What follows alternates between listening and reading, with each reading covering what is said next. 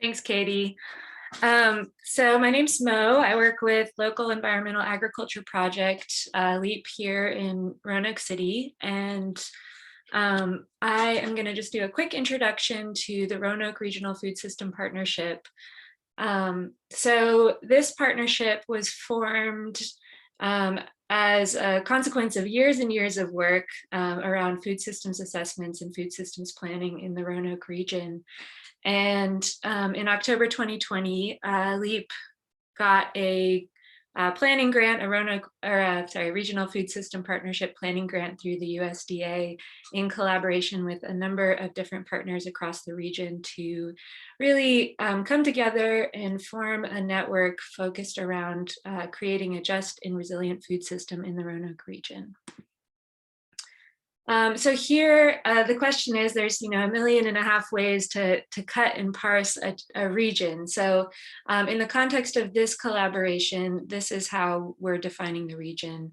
So it's all the contiguous counties surrounding Roanoke City, Salem City, and Roanoke County, including Craig, Botetourt, Bedford, Franklin, Floyd, and Montgomery, and really recognizing that, while we have different municipal boundaries, that the food shed kind of crosses other regional boundaries that we might create in terms of thinking about, food production in more of the rural surrounding counties, and then a large presence of, the high population center being Roanoke City. So as I said, this partnership began in October of 2020, and we really came together with some of the key partners showcased up here at the top. But the idea was to bring together diverse stakeholders across different sectors of the food system. So thinking about food production, thinking about food access, thinking about food distribution, thinking about policy and planning. And here you can see a broad suite of partners, although this is definitely not representative of everybody that's been involved in the conversation. And the suite of stakeholders continues to grow and evolve as we are a pretty open network. So anybody that's interested can kind of join in on the conversation in a number of different ways. So as we came together as this group, we really started by defining what our big vision for this collaboration would be. And through a series of conversations landed on our guiding star, which is to create an equitable and resilient food and farm system that produces health and abundance in the Roanoke region. And the way that we would get there is by mobilizing an expansive network to create a collaborative, action-oriented framework to prioritize food and farming systems in the region. So over the course of this planning period, we've been really working to mobilize that network and kind of coordinate and organize ourselves. And we've done that through a series of different processes, and we continue to do that.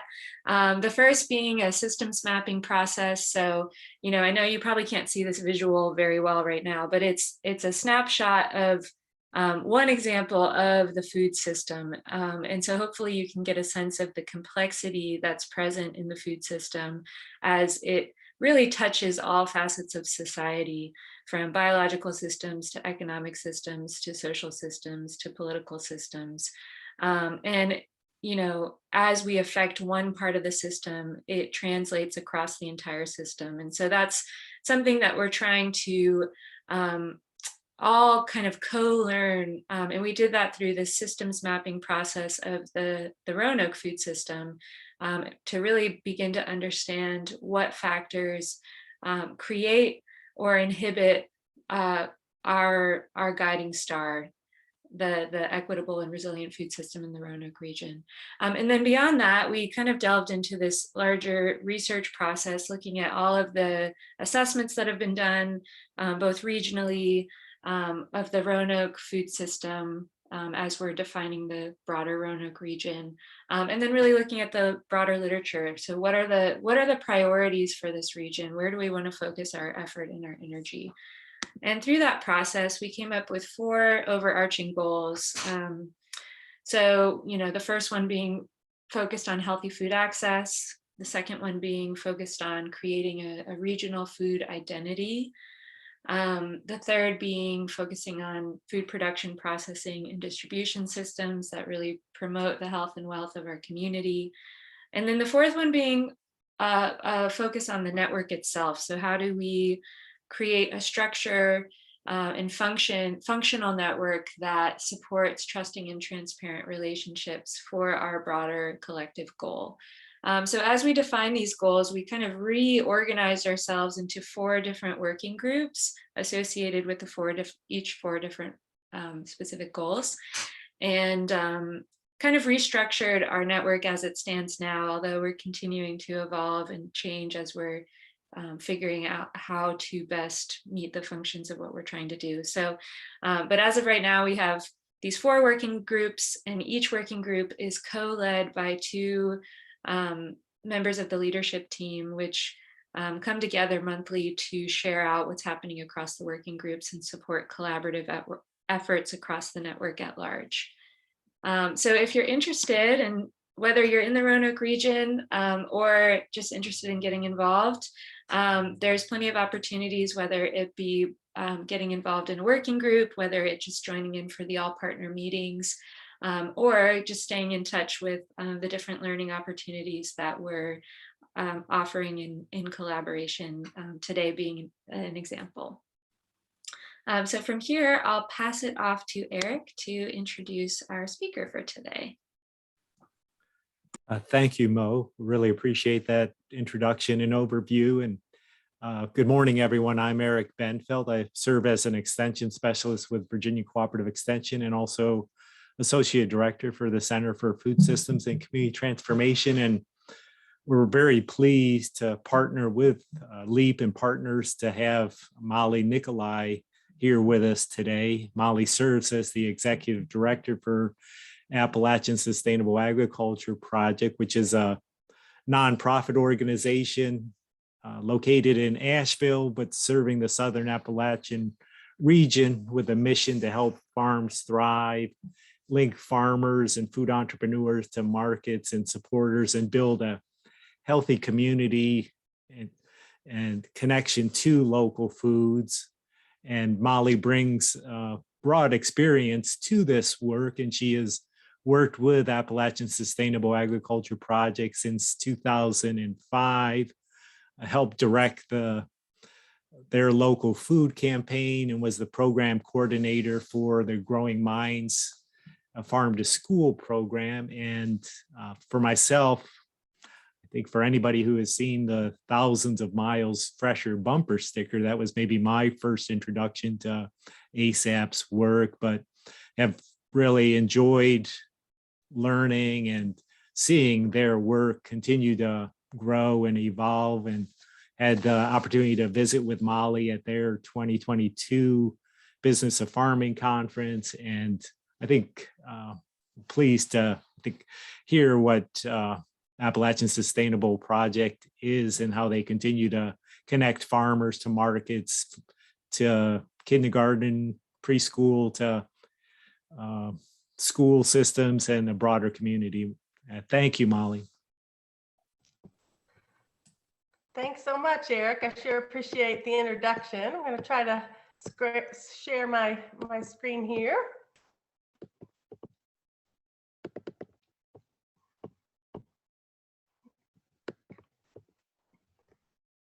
All right, can everyone see this, these slides?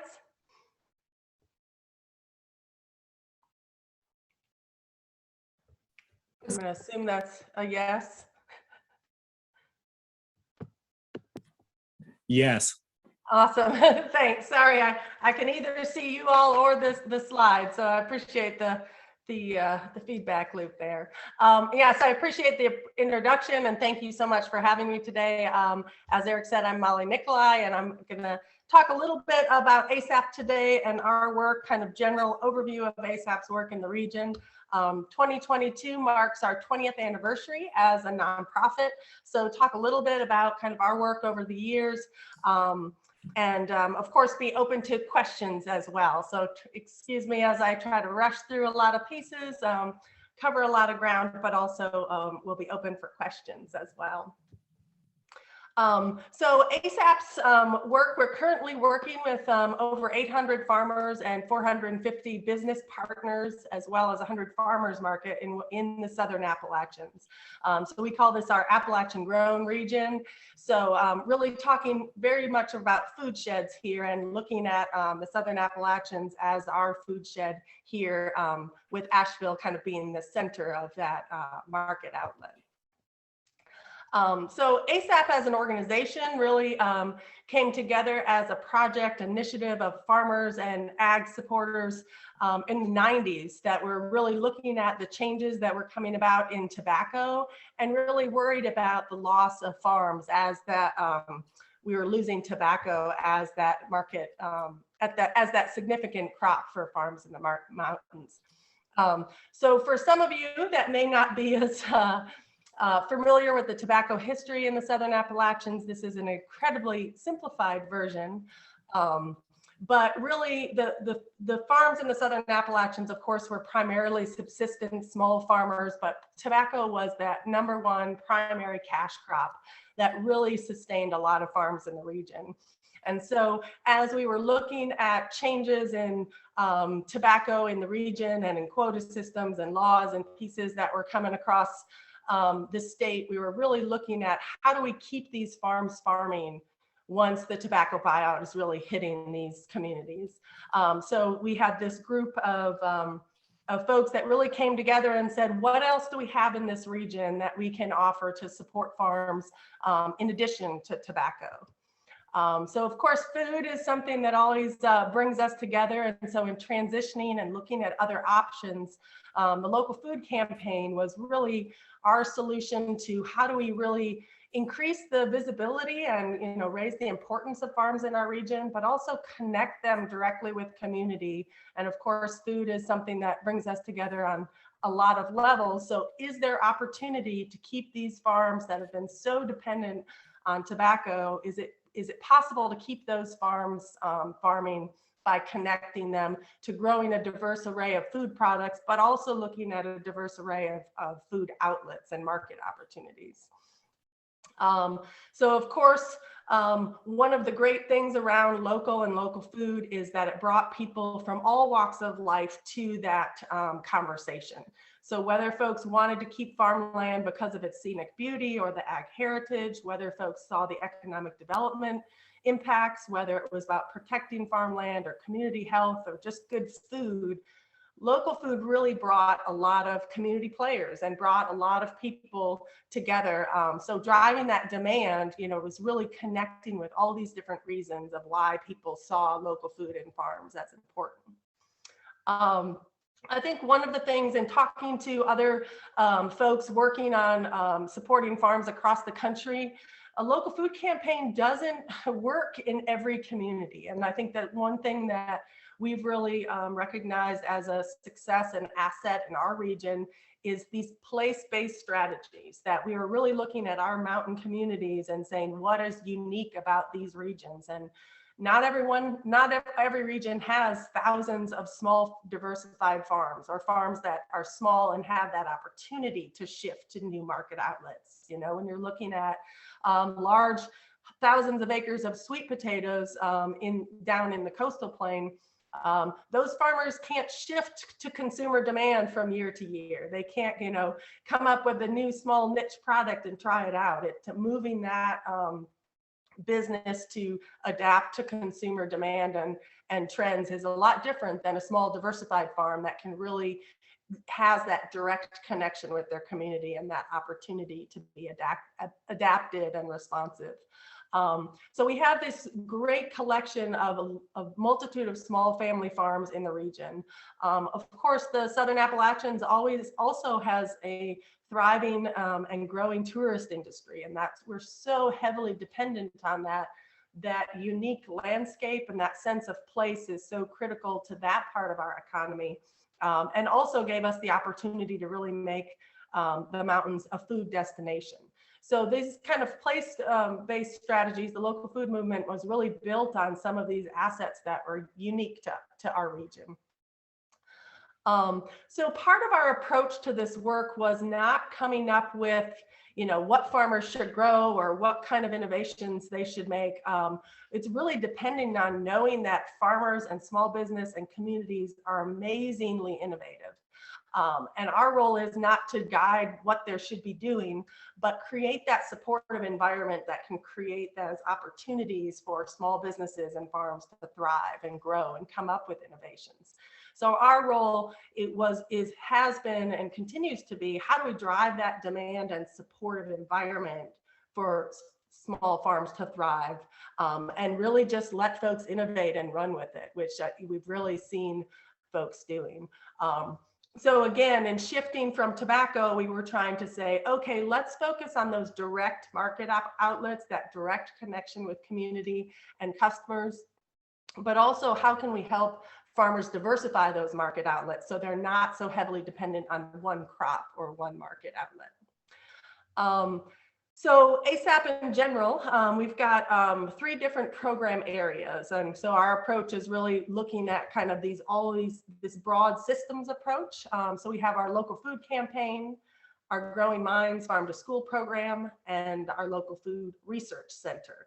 And so it's these 3 pieces in combination that we're constantly trying to look at multiple levels of connection and support across the food system. So our local food campaign is probably our most kind of visible program out in the community. And it's really about, trying to really celebrate and promote farms in the region, of course. So part of that is directing demand. We want folks to be, why should people buy local? And whether, again, coming back to whether it's what resonates is wanting to support the local economy, or what resonates is those community ties and community resilience, whether it be wanting to eat really good food, trying to connect people then with where they can find local food. And that was one of the biggest things we found when we started as an organization. We were doing community surveys about, what would help people purchase more local? What were some of the limiting factors? And the number one thing we were hearing is, well, I'd love to support local farms, but I don't know where to find them. So that's where our local food guide really started back in 2002, is trying to direct people to where they could find local food.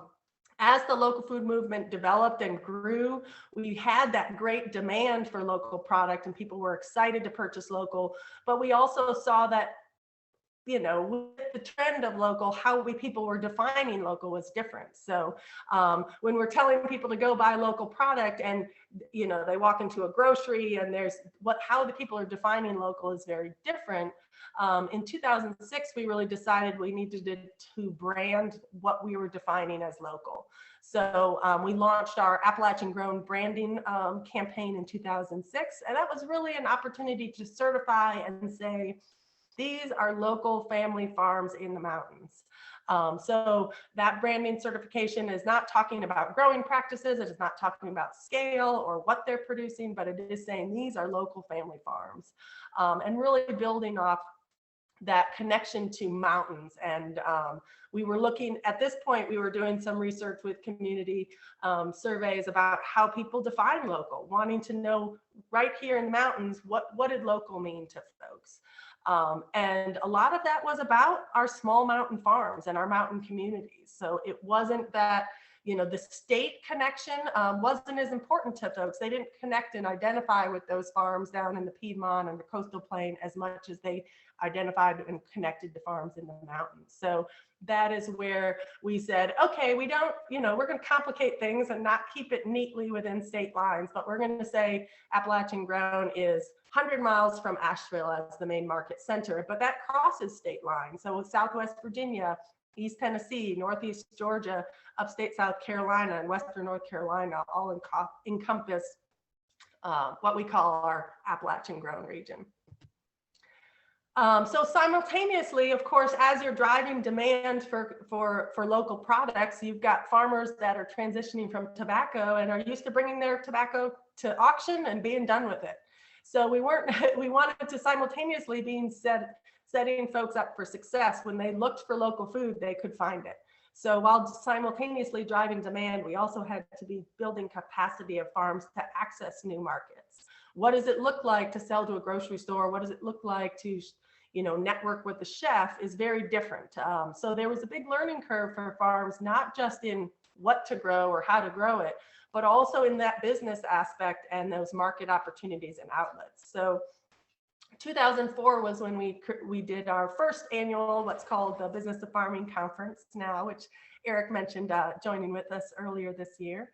And this was an opportunity to really, originally it was called the Market Opportunities for Farmers, as an opportunity to help them navigate and understand what are those requirements if I want to sell to a grocery store. How does it work to get a PLU sticker? What does it look, what is a CSA, and why may that be an interesting way to diversify? What's the pros and cons of having a farm stand? So really helping farmers dig into that business plan and market planning aspect of their business. That was one of the limiting factors we saw in growing our local food movement, was not just consumer demand, but those diversifying farms in what they were growing, but also where they were selling it. And diversifying those outlets was one of those big pieces for managing farm risk and making sure that folks had viable farm businesses. So of course you've got driving demand and building capacity of farms to access new markets, but the big piece of our work continues to be making connections across that food system. So that's opportunities for customers and communities to connect directly with farms, to build those relationships. That's educating consumers about what they can find locally and what are the diversity of farms in the region, and sharing farm stories and resources and tools for connecting with folks. So whether that be connecting directly with an individual customer and a farmer, or connecting chefs with how to find wholesale options for purchasing. So really making connections across that food system is a real vital role that ASAP plays. Another important piece around building those market opportunities is, how do we center local food and farms as a focal point of our community and our region? As people, as Asheville in the early 90s, downtown was not necessarily a vibrant place. So over the last 20 years, we've seen this amazing growth of that food scene in Asheville. And of course, the tourism industry we're heavily dependent on that. So how do we bring farms and small business to the center of that conversation when people come to visit, but also to bring residents back down and keep that authentic community connection in our region? So in 2008, we worked with a committee of farmers in the region to really identify some opportunities to creating a downtown farmers market. And so that's been, an evolution over the years, but today we, even post-COVID, we've reopened our downtown Asheville City Market, which is a way to really not only create more market opportunities and direct market outlets for farmers, but also to center the importance of food and farms to both residents and people visiting our community. One other piece that's been really critical to ASAP's work over the years and continues to be is creating that network of support.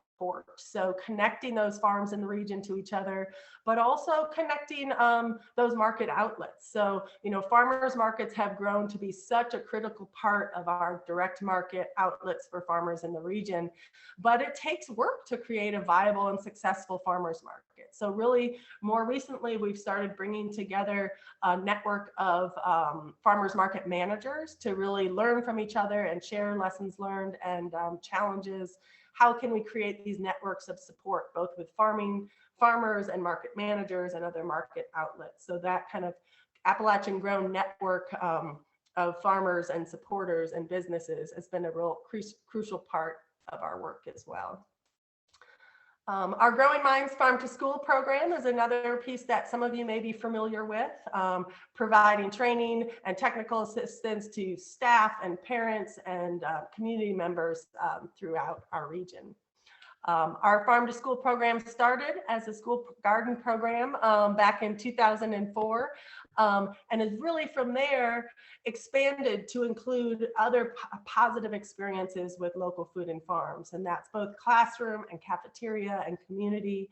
So over the years, we really saw how impactful that was on children and teachers to be using gardens and food connections in that learning experience, and how do we expand on that and really make it something that we see across schools and communities. So we have been part of kind of a national and statewide networks of farm to school and farm to preschool for many years. We were the National Farm to School Network lead for the Southeast for about 10 years, and we now co-facilitate the North Carolina Farm to Preschool Network. So of course, building these programs in our own region, but also supporting and networking with folks making this happen across the country. One thing that I think makes our farm to school program different from others in the region, while we started in that direct service, we were in the garden with kids, we were working with teachers on the school at the school level to implement curriculum that was tying in farm to school concepts to their standard course of study, and really saw that, you know, working directly in the schools with our staff, we could only do so much. So how do we expand this movement wider and make it accessible to more communities? We really were looking at an upstream approach. So over the years, we started working on more teacher training on how to incorporate farm to school, but then also saw the opportunity to work with pre-service teachers, folks who were in school to be elementary ed teachers. So we started a Growing Minds at University program.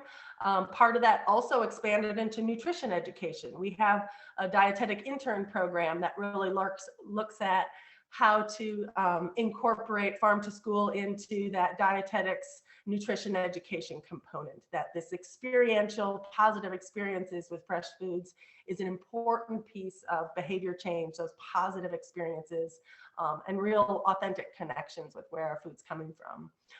And we've also recently expanded that to community colleges as well.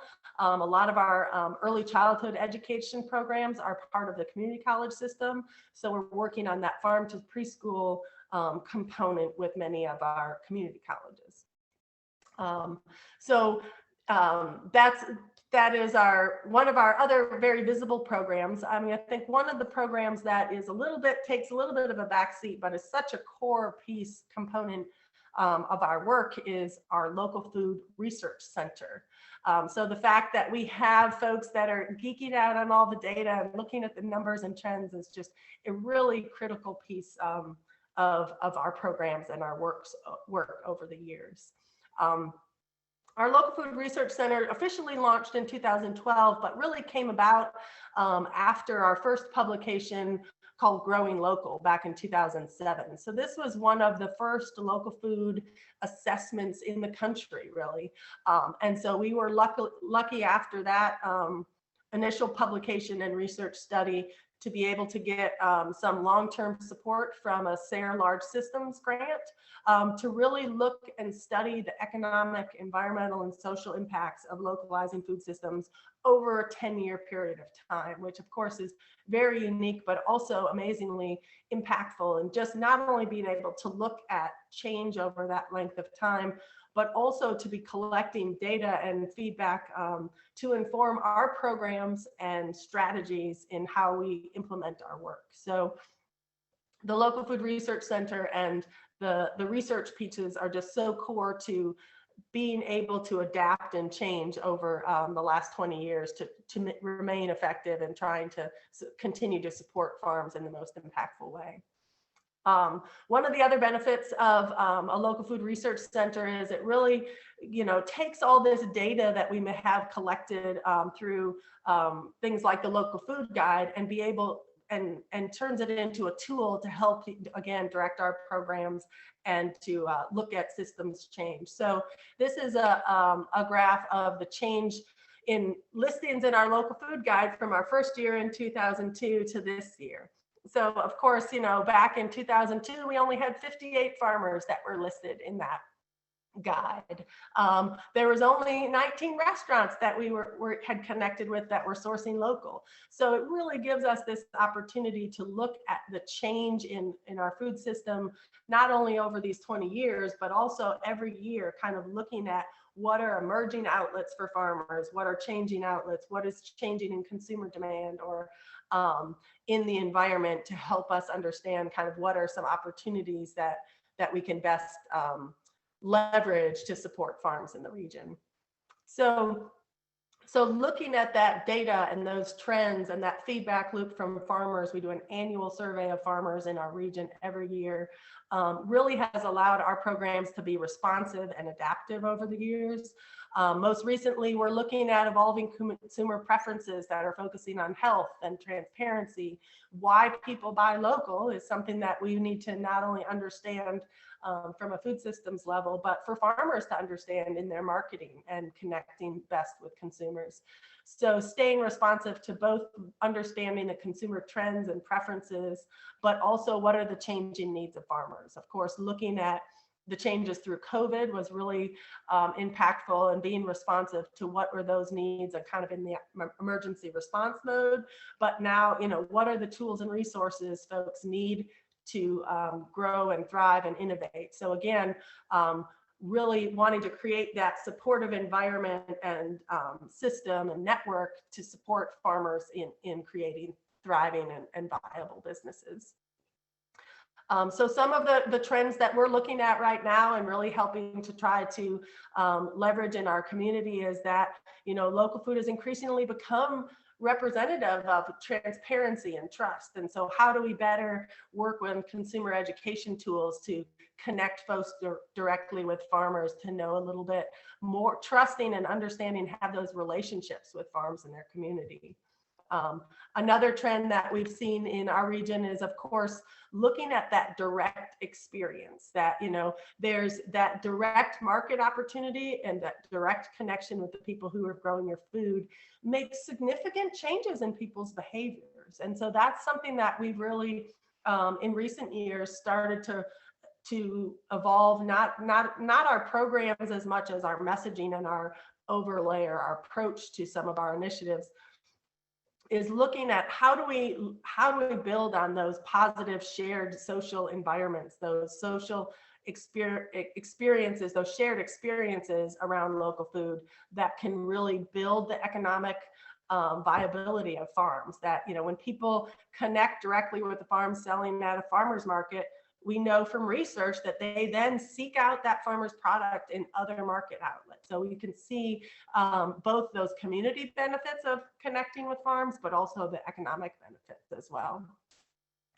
So what that looks like more recently is over the last few years, we've been developing what we call our Farm Fresh for Health initiative. And so really taking these changes in consumer preferences, but also kind of these community health initiatives, and looking at, you know, those connections with our local food system and our community health, both the economic, social, and physical health of folks in our community, and really building those connections to make sure that healthy local food systems is tied with healthy communities and individual health. So really focusing on how do we build those local food and farm interactions, those social positive food environments and those shared experiences to both improve individual health, but also to support community and economically viable farms. So this is our Farm Fresh for Health program, is one of our relatively new initiatives over the last few years. We've launched a Farm Fresh prescription program, and had held a Healthy Eating in Practice conference in 2018. So really trying to connect more with our healthcare providers to be thinking about food and those connections with food as a viable preventative health tool. So that's one of our newer initiatives that has really evolved, not in changing our work, but just the lens of which we're approaching our work. So that's kind of some of the big picture of the last 20 years and kind of ASAP in general and how we go about our work. I think, you know, we try, even over the last 20 years, as we're trying to adapt and change and be responsive, I've really continued to be centered around our mission of helping local farms thrive, linking farmers to markets and supporters, and building healthy communities through connections to local food. So, of course, our vision, that long-term vision that we keep working for, is, of course, strong farms, thriving local food economies, and healthy communities where farms are valued and centered. So I hope that kind of gives you an overview of ASAP in our work in our region, but I'm happy to also dig into some of the weeds here, or if people have specific questions. Molly, I'll start with a couple of questions, but would welcome everyone to either put their questions in the chat, or at some point we'll open up the microphones for that. Molly, just thinking about, how have you confined this, in a way, sort of the vision and mission to that three-pronged approach? I think for some organizations, sometimes mission drift can be a challenge. Yes, and I think it's one of those pieces that, food systems work is so broad and has so many different aspects and ways that you can go about it, and such critical pieces. So I think that, one of the things with ASAP and kind of defining those three programs and kind of our approach and trying to figure out kind of course, what are those key places that we can make the most impact, but acknowledging the fact that this is such a broad community effort that, the only reason that this has been successful for farms in our region is not only that there's ASAP, but there's that people that are so many community partners and organizations that are working on production and business planning and marketing and, those community initiatives. There's just so many layers of kind of partners and other pieces that play a role in supporting farms and communities in our region. So while we, are trying to navigate kind of the biggest bang for our buck and where do we focus our work and our efforts, it's trying to acknowledge our area of expertise, but also trying to leverage and build on the other assets in our community.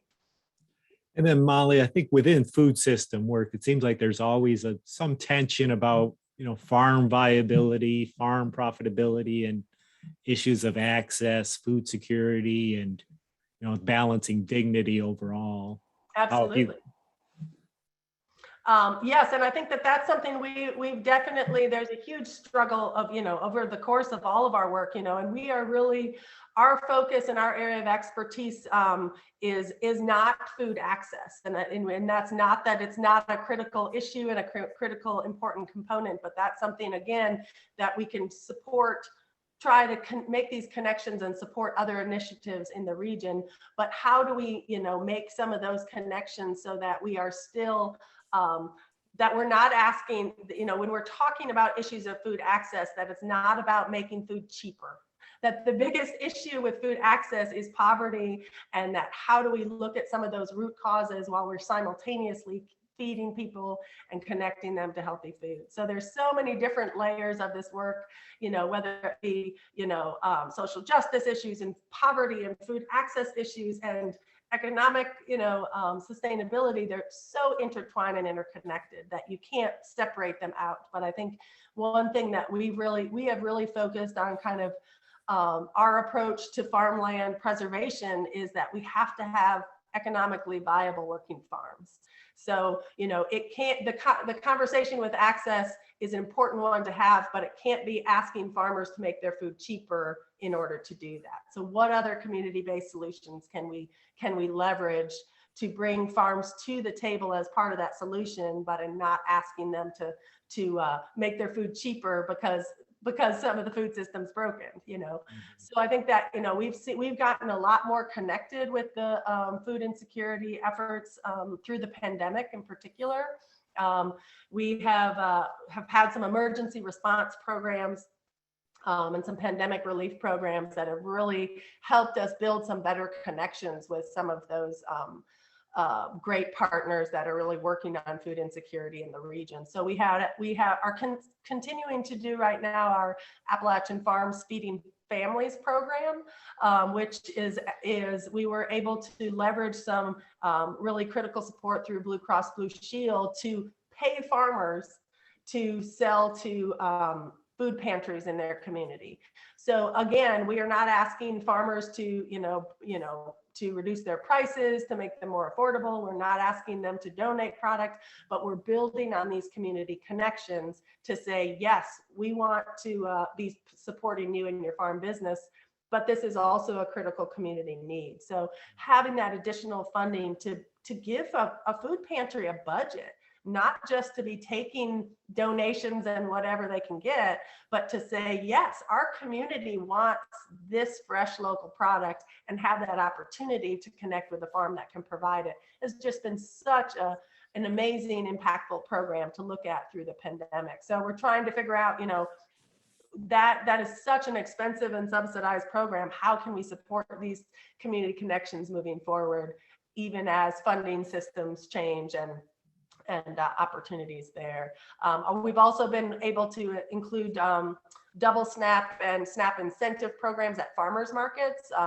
We started that before the pandemic, but just have seen them explode through the region. So last year we were working with 8 different farmers markets on a double SNAP initiative, and we're able to double $250,000 of SNAP dollars at farmers markets. So that's, $500,000 that went directly to farm and vendors. And of course, right back into supporting some of those access issues. So while food access is such a complicated issue, and of course, intertwined with food systems, we're trying to balance out kind of what role can we play to support and partner with others that are really specializing and leading that work. Well, thank you, Molly. There's a couple of questions about farm to school. Just before getting to that, just the idea of collaboration, partnership, and you can just talk about the structure. I know you have volunteers and staff, and people might be interested in the structure and where you get the funding and how that works and build collaboration. Right. And so of course, funding is a whole nother another webinar for sure. I think, over the years, we've really had to be, adaptive and creative and trying to keep our programs funded. And of course, that actually, was part of, how our farm to school program became much the more train the trainer upstream approach is that, when I started with ASAP, a long time ago, I was the school garden lady. I was in the garden with kids doing farm to school, doing school gardens. And that was such an impactful work, and we could see those direct impacts on the community. But the funding realities is it's hard to fund a school garden lady at every, or school garden person at every school in our region or across the country. That the realities of that is, while that is an incredibly impactful and powerful piece of work, the funding realities is that, it's not going to be viable long-term for us to be able to do that. And so really looking at that really created our model of like, okay, we can't fund somebody to do this work at every school. How do we build our work farm to school into those existing systems to support it happening at more schools in the region? So as a former teacher, if it's something extra, I know it's not going to happen in my day. So we really focused on how do we build school gardens and local food and farms into those standard course of study objectives. So while I'm teaching math, I can also be in the garden. While I'm teaching reading, we can be reading about, stories of farms and connecting those pieces in our community. So really integrating that into standard course of study was kind of our first strategy there, but also understanding that, teachers in the classroom only have so much bandwidth. And once you're doing what you're doing, it's hard to change and bring in new ideas. So we started working with pre-service teachers, working with Western Carolina University's education program, and we've expanded to other universities as well, that when you're in school to become a K-12 teacher, part of that curriculum is, hey, how do you teach this in a creative, innovative way? And using farm to school there. And one of the real successful pieces that has taken off a lot is our dietetic intern program.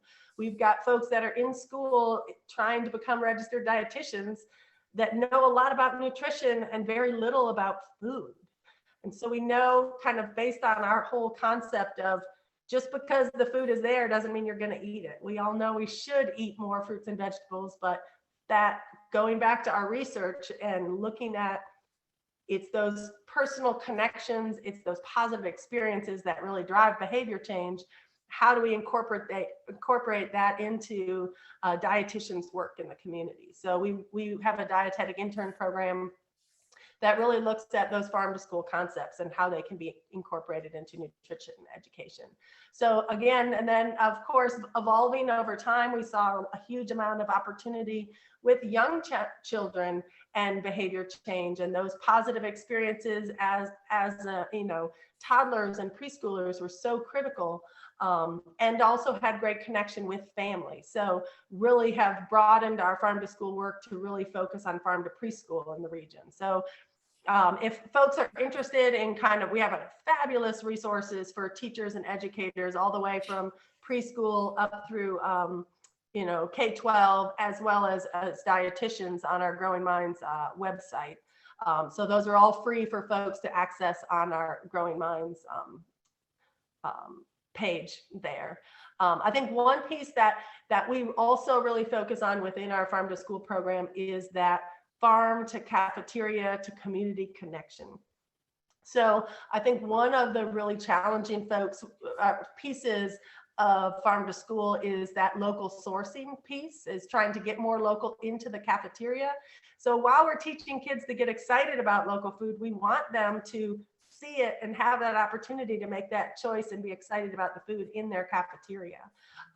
So again, trying to think of that systems approach instead of trying to create some external system for child nutrition to have to figure out, how do I purchase local food? We've really looked at how do we work within existing systems to make that easier for them to do. So working with area distributors that are already serving schools to say, okay, how do we get more local product into these distributors that are serving schools? How do we work with child nutrition directors that want to purchase local to understand how they can, directly purchase from a farm within their minimum purchase threshold? So really working on that purchasing level. We work with a lot of buyers, whether that be institutional buyers or restaurants or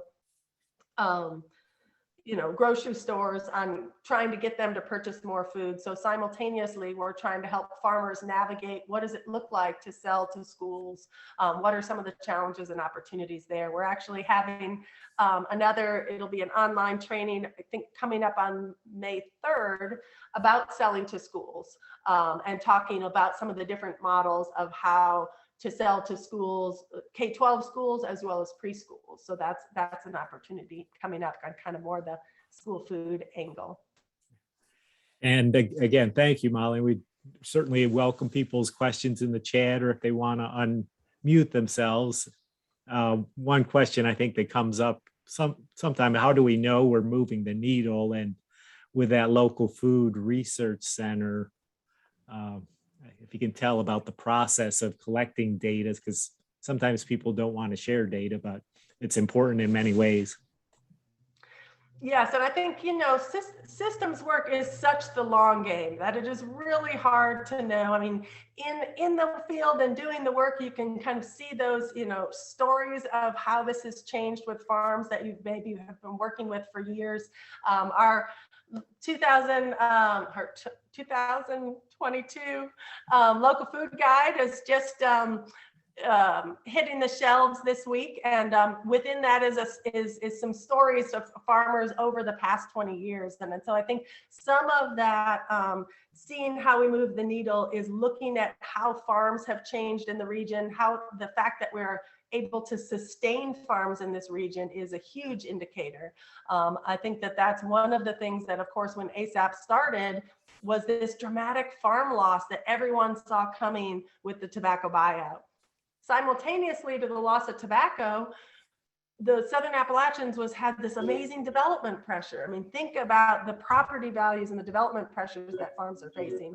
So the fact that we still have thriving family farms in the region is just is one of those indicators of success, that the next generation is coming back to the farm and seeing these viable opportunities. I was talking with a wholesale grower in Henderson County, and he was a wholesale conventional grower that primarily sells to packing houses. And he was saying,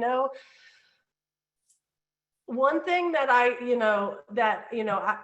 the only one of my generation that chose farming. And he was like, and I didn't have faith that my kids would choose farming, that they didn't see these opportunities here. He said, but his daughters are now farming and selling directly to customers. And so I think those direct market outlets, and the fact that there are more viable options for farms, for folks to come back to the farm, that next generation did choose to come back to the farm and sees those direct market outlets as an opportunity to be able to connect with community and still have it be a profitable business, is another indicator that yes, this is working. But that local food research center, of course, people want to see the data, they want to see the numbers. And so our local food research center, has so that 10-year SARE large systems project was looking at a lot of different pieces. And if you really want to geek out on research, we have a lot of great reports on our website. We have the local food research center has a whole collection of different reports and publications from the local food research center. There was a whole piece about tobacco. There's a whole piece about kind of that experiential piece of connecting with farmers and how, that connecting with folks at a direct market leads to purchasing at other market outlets. So there's a lot of really good, amazing content kind of in those publications there. But I think, we were also following farms, that have been farming for years or generations within there over that 10 years to kind of look at what are those indicators of what helped those farms succeed. And so I think that kind of that in-depth research through that research project, combined with the fact that we collect data every year, we update information in our local food guide.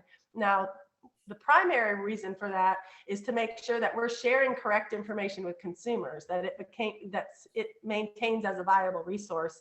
When someone looks for a U-Pick blueberry farm, we don't want them to find a listing that went out of business 5 years ago. There's a lot of directories that have old and bad information. And so we know that consumers lose trust in a resource if they call and, that farm is no longer available to them. So updating that information is really critical for us every year from a consumer connection and driving demand perspective. But simultaneously, every year we are collecting changes in what farms are doing and what farms are offering. So we can look at the growth of farms that are offering CSAs over the past 20 years or the change. We can look at, are there more farmers that are doing agritourism? Like we know, yeah, of course, you look around, but what are those numbers and kind of are there certain patterns of areas that are more viable for agritourism in our region than other parts of kind of within our sub-region. So it just gives us an amazing amount of data and pieces to work with that can help direct and answer some questions about what's really happening. We can make these guesses based on what we see and experience ourselves, but have some data to back that up, and also to drive the programming as well. That we see oh my goodness, here we have this global pandemic, and how many people are now shifting to online sales. We need to, of course, you don't need the data to know that that's happening, but we need to be offering workshops that are more focused on tools and resources for technology and getting farmers more equipped for online sales. But the pandemic's kind of a dramatic example, but I think we can see those changes in needs as well as changes in consumer habits as well. And then I mentioned our we have an annual farmer survey that we send out that's collecting everything about farmer sales, but also where they are seeing expanding markets and opportunities, what kind of challenges they're facing in their farm business. And so that also really feeds into that important feedback loop for our program, what's working and what isn't, and what may be some emerging pieces to support. Thank you, Mala. And then there's two other questions. And Sean asked if I had shared the ASAP's Farmer Toolkit, and could we get permission to copy and adapt the toolkit for our region, was Sean's question. And then Jenna asked about access to the training of selling to farm to school how is that managed? So those are two questions.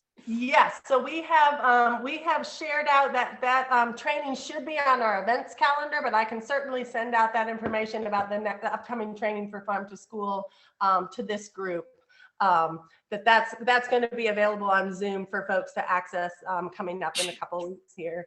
That the farmer, so we have a variety of different resources available for free on our website, whether that be the Farmers Market Toolkit, the Farmer Toolkit, we've got a Farmers Market Toolkit, a Farm to Preschool Toolkit, a lot of different amazing resources. So I'm happy to, of course, those are available as they are on our website, but I'm happy to talk to folks too about kind of opportunities and challenges in kind of adapting and tweaking those depending on your region and resources from there. So I'm happy to follow up with folks after this training as well. My email, I think, is available through the, at least on this presentation, but molly@asapconnections.com, .org, as well as can be reached by phone as well. Well, thank you, Molly. And I think you'll be on for a few more minutes, but I do want to turn it back over to Mo. And for those people that want to stay on for maybe some additional questions for Molly, but I'd like to turn it over to Mo. And thank you again, Molly. Thanks, everyone. And thank you so much, Molly. Really, really appreciate hearing from you today. And I'm sure I'll have lots of questions to follow up. Before we close up, Katie, do you mind dropping? We have a quick pulse survey just to provide a little feedback about today's flow of presentation. And we welcome your input so that we can continue to improve these sessions. And this is our last scheduled session for now, although we are going to kind of reconvene as a group and hopefully do some upcoming more regionally focused learning exchanges with partners across the broader Roanoke region. So we'll be following up once we have those on the calendar and have those scheduled out. So stay posted for that. And then finally, we have an all partner meeting coming up for the Roanoke Food System Partnership on June 9th, and it's going to be an in-person meeting. So Katie's going to drop the invitation in the chat. We're going to be, for the first time ever, convening in person with a delicious locally sourced lunch, and we welcome everybody to join us. So if you're based in the Roanoke region and interested in networking and learning more about what's happening, we invite you to join us. And yeah, I think that's it. So if you have to hop off, feel free, and thank you so much for coming, and we'll just stick around for another couple minutes in case there's some lingering questions. Thanks, everyone.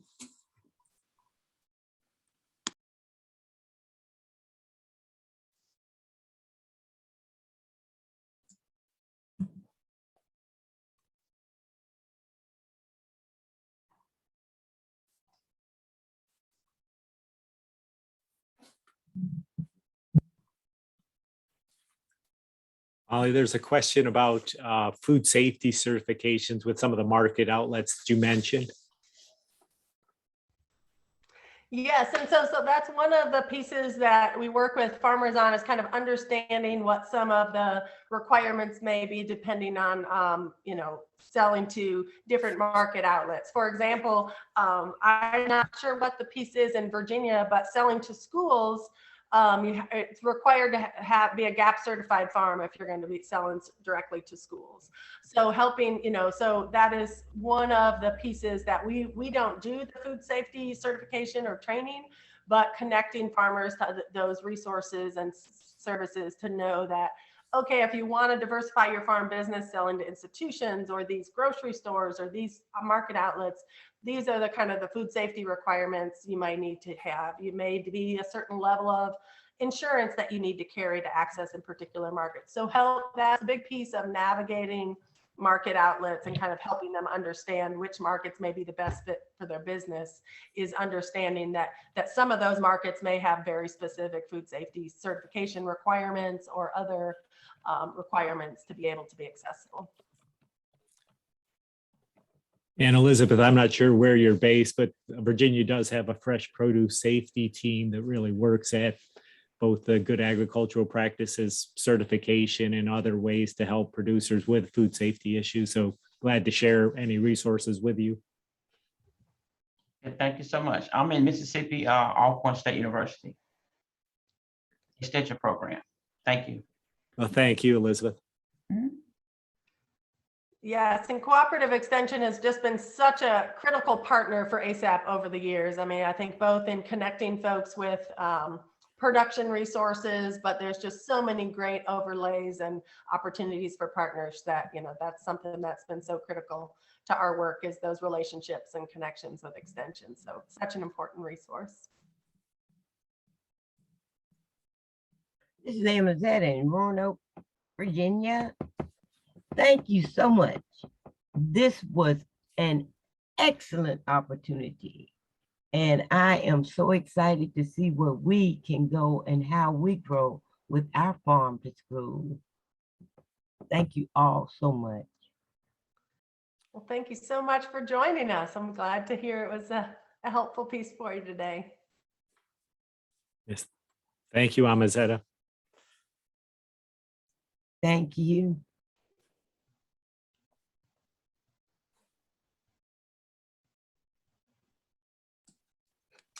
Well, I think we'll go ahead and close up. Thanks everybody so much. And thanks Molly for your presentation.